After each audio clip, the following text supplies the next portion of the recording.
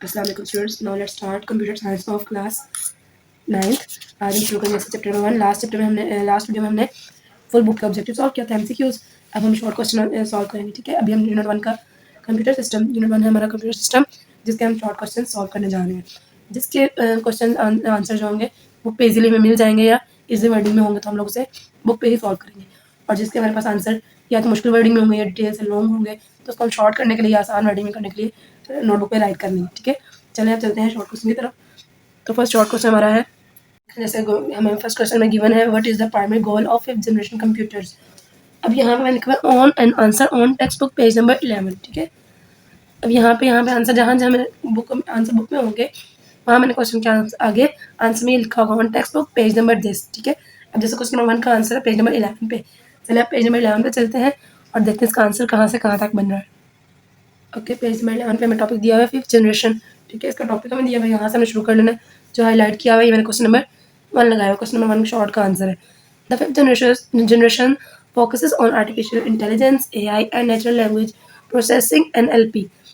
Characteristics computer is generation are capable of learning, reasoning, and solving problem. ठीक है। Advanced parallel processing allows these systems to handle complex tasks efficiently. Voice recognition and gesture control have become common.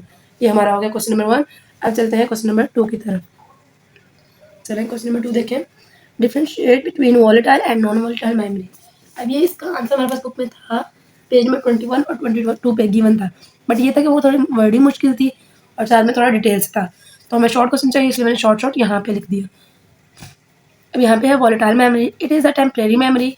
Non volatile memory का different क्या है, it is a permanent memory, यानी कि ये आर्जी होती है वॉलेटाइल मेमोरी, और जो नॉन वॉलेटाइल होती है ये परमानेंट होती है, हमेशा रहने वाली, ठीक है। ये हो गया इसका फर्स्ट पॉइंट। अब हो गया second point.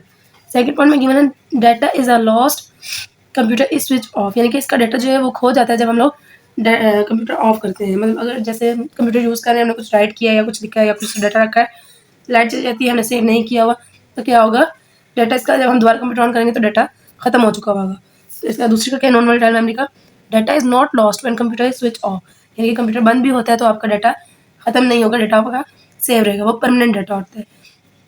It is faster than non volatile memory, it is slower then volatile memory, यानी कि ये तेज़ होता है इस मेमोरी से और ये स्लो होता है वोलेटाइल मेमोरी से। It has less storage capacity, it has more storage capacity than volatile memory, इसकी स्टोरेज कम होती है इसके मुकाबले में और इसकी स्टोरेज ज़्यादा होती है वोलेटाइल मेमोरी के मुकाबले में। Data can read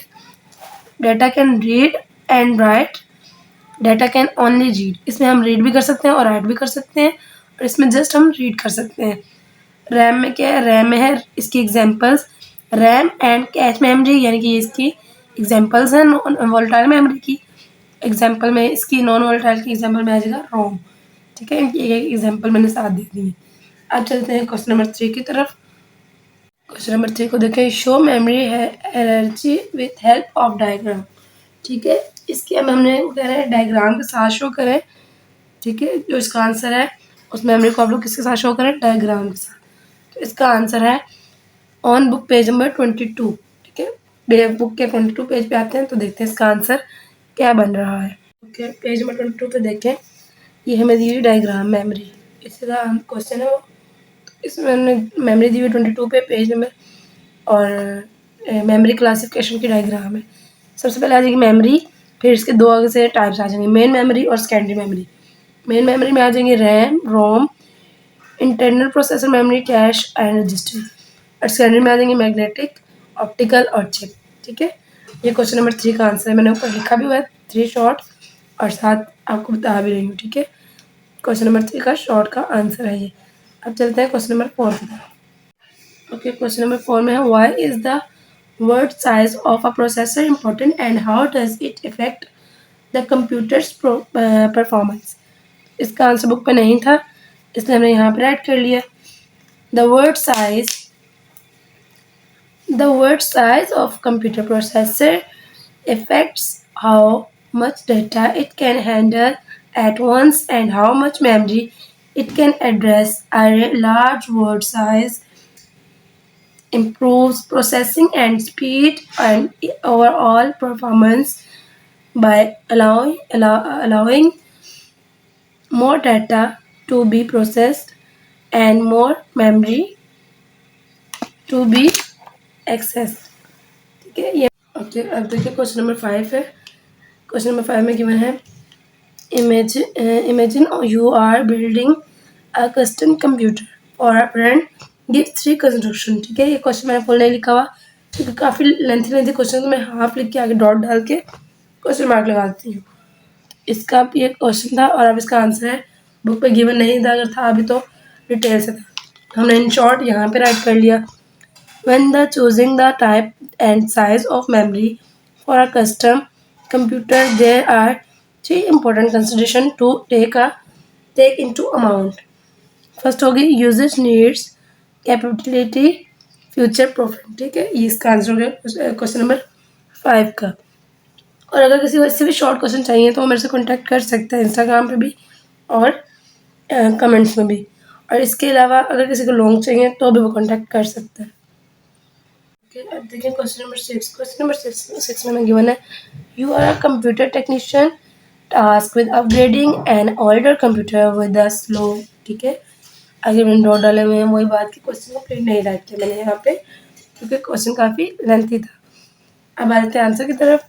to improve an older computer's performance without replacing the CPU you can upgrade RAM, install an SSD, optimize software.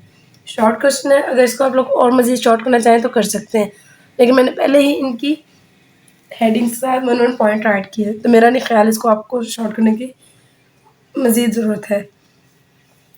चलें इंक्रीज द अपग्रेड रैम को पढ़ते हैं। Increase the amount of memory to boost multitasking and speed up application, install on an SSD, replace the hard drive with a solid state drive for faster data access and boot times.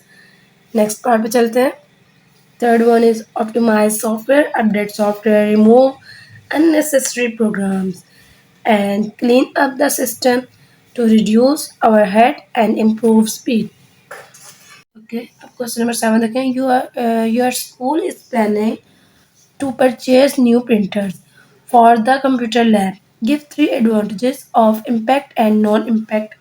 ठीक है हमने इनके impact फ़ायदे और नुकसान बताने किसके दौरान इम्पैक्ट और नॉन इम्पैक्ट होता है देखिए। अब इम्पैक्ट प्रिंटर जो है उनमें क्या क्या फ़ायदे हैं और क्या नुकसान हैं। एडवांटेजेस और disadvantages. Durable, noisy, cost effective for consumable और can print multiple copies at once, lower print quality. ठीक है अब अगर देख लें नॉन इम्पैक्ट को, नॉन इम्पैक्ट में है non impact printers, advantages, disadvantages. It is fast in printing. It have limitation in terms of media capability. Quite higher cost per page. High quality prints, less durable।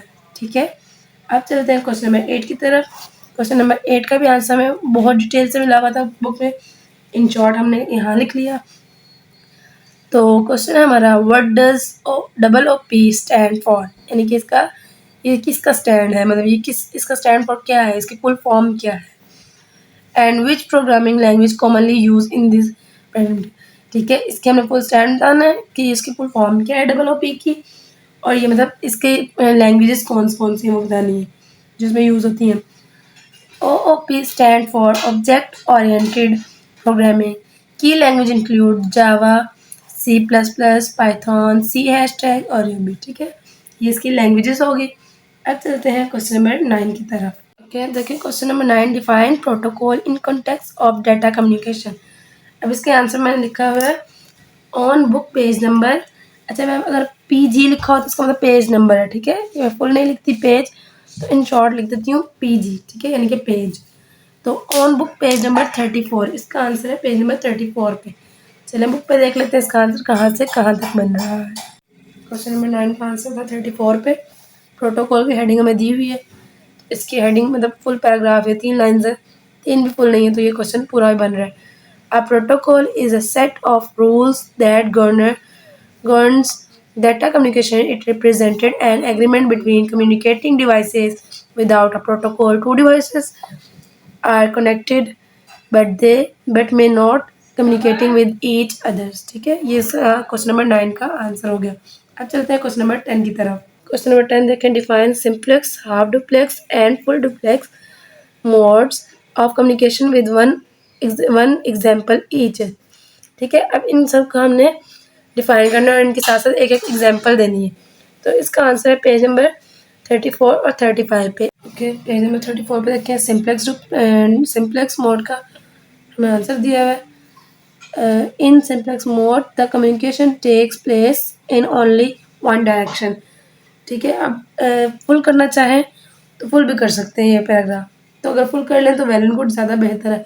लेकिन कुछ बच्चे हैं वो नहीं पूरा पूरा याद कर सकते, तो उनके लिए इन शॉर्ट में है ये। ठीक है, इसकी एग्जांपल होगी हमारे पास, radio and television podcasting are also example of simplex transmission. ठीक है, फिर है half duplex mode. In half duplex mode the communication takes place in a both direction but not at same time.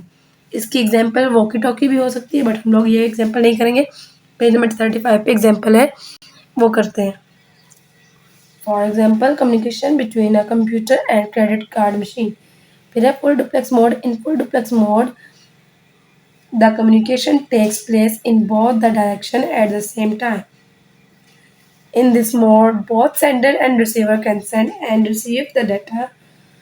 For example, two or more computers connected to a network devices such as a switch data provide a duplex activity. Okay, ये question number 10 का answer हो गया। तीनों topics हमें दिए हुए हैं, तीनों टॉपिक्स में फुल कर लें तो बहुत बेहतर है, बहुत अच्छी बात है।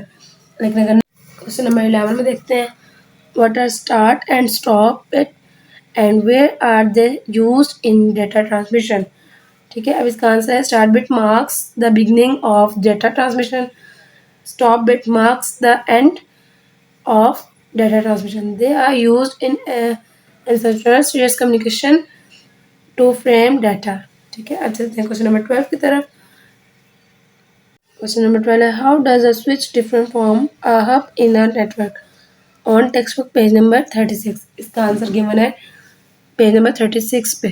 चलें देखते हैं। ओके, अब क्वेश्चन नंबर 12 का आंसर दिया हुआ है हब एंड स्विच। यहाँ पे मैंने हाईलाइट किया है, ये भी अगर पूरा पूरा टॉपिक कर लेते हैं फुल पैराग्राफ तो वेल एंड गुड, अच्छे मार्क्स आ जाएंगे। लेकिन अगर जो नहीं कर सकते उनके लिए इन शॉर्ट में लगाया हुआ है, लैन के फर्स्ट 2 लाइन लैन तक, हब से लैन तक। ठीक है, और फिर इसका है हब आर सिंपल यहाँ से लेके एंड तक। फिर है स्विच का स्विच से लेके टू हब तक, एंड फिर लास्ट लाइन है दिस रिड्यूस से लेके एफिशिएंसी तक। ठीक है, ये शॉर्ट में लगाया हुआ है क्वेश्चन नंबर 12 का आंसर पेज नंबर 36 पे। अब चलते हैं क्वेश्चन नंबर 13 की तरफ। क्वेश्चन नंबर 13 का आंसर मैं बुक के पेज नंबर 36 और 37 पे मौजूद था, बट हमने वहाँ से नहीं किया, वहाँ पे काफ़ी डिटेल से था।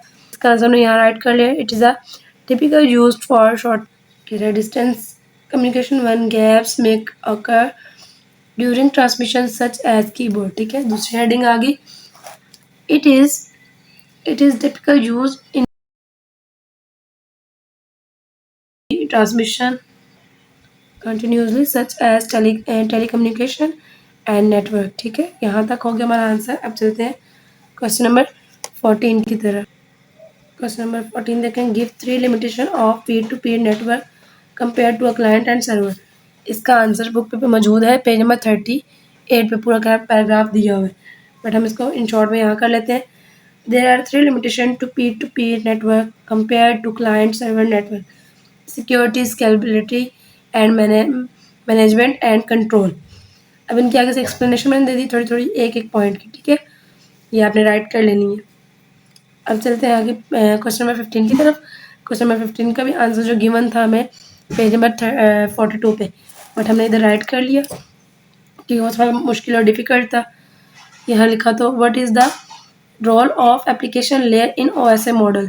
The application layer in the OSI model provides network services directly to end user applications, and it handles high level protocols, data representation and communication between software application, enabling user interaction with the network। हमारे ये question हो गए 15 complete. Further जो long question है वो next video में हम solve करेंगे।